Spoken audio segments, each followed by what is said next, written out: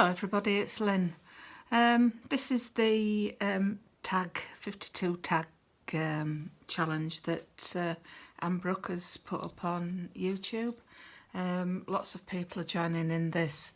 I wasn't going to do it, and then I decided I would, because just to improve some of the skills that I probably don't have. So what you do is you make one tag per week and puts it up, I think, on a Friday, what the tag's going to be for the week, and you do it in your own time slot. There's no rush. It's just a fun thing to do. The tags are yours at the end of it, and so I've cut all my tags out. I did them on Sunday, 52. Well, I did 54 actually, so I'm going to have one for the back and the front after the 52. So I found my little ring clip that I use for putting my threads on. That's what I use those for. So they're my tags that I've done. Now this was week 1, and it was white was week 1. And this is what I've done for that. It's a piece of lace. In fact, the piece of lace is on a piece of cotton. It's a piece of cotton material with a piece of lace over the top, and then this was that's some Chinese braid I've put along the bottom, because the tags I have are shaped ones. So I've cut it to the shape, and those are 2 little pieces of lace that I've cut out from a piece of lace. And then this is another different lace, which is, I think, looks like a butterfly. I don't know. It's supposed to be a flower, I think. I don't know whether it's what sort of a flower it's supposed to be, but I think it looks more like a butterfly with the antenna, and that's just, I think that bit is how they're linked together on the lace. But that's what I've done for my week 1, and I've written on the back, because I don't have a fancy stamp, week 1, and I did that on the 24th of January 2021. So that's that one. Week 2 was a heart. You had to incorporate a heart on it, and this is some fabric that I've got. It's a piece that I had left over from something I've been making, and it was only sort of that wide, about 1 inch wide. So I've put that strip on, and then I added this, and this one I dyed last year, this, with some beetroot dye, I think it is. I tried doing beetroot dye, and that's how it came out. The little rose trim. Now the middle bit is a stamp that I've got, and I've had that stamped onto on that piece of material a long time, and I think that was dyed at the same time as that. And you've all seen this before, because I've used it before. It says, "Faith is the darling of the soul, to go further than the eye can see." And I can't read who it's by at the bottom, but it is actually, it has printed that out, but I don't know whether you can see it. Can you? Is it focusing? There you go. So then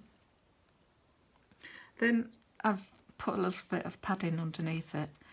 The fabric itself I'd also Mod Podged as well to stiffen it up, and I've had it in my stash quite a while, so I decided I would use that as my heart. So I cut it out, and then I've gone round in red, just a little stab stitch, and then I've done some seed stitches along round the Eiffel Tower and up the side. I didn't want to put any more on that. I thought that was enough. So that was week 2. Week 3 and that one I did week 2, 25th of January 2021. This one, it was material scraps that you had, and you laid them all up to make it look, well, I think it looks shabby. Now this is some sari silk, and it is silk is this. It was, I don't know where I got this from. I've had it in my ribbon box for a long time now, and I didn't bother opening it out and ironing it. I just cut a piece, opened it out as best I could, and attached it to a piece of gauze. That's what it's a piece of gauze that I've attached it all to. And then what you do is you move up, and then you start doing your next one and your next one, and this is how it comes out. And I quite like that, actually. I liked the sari silk. I loved the colours on it, so I thought, well, I'm going to use that for something that I'm going to make for myself. So this is how it's ended up. I do have a little piece left over, but there you have it. Now this is week 4. Week 4 was fly stitch. Now I've never done fly stitch before, so that is my attempt at fly stitch. So I'm quite pleased how that's come out. Anne used a button in the middle, and she said you can remove it if you want afterwards, and I quite like that, so I've left the button in the middle, and the fly stitch goes round in white. Then I did it in the lavender colour.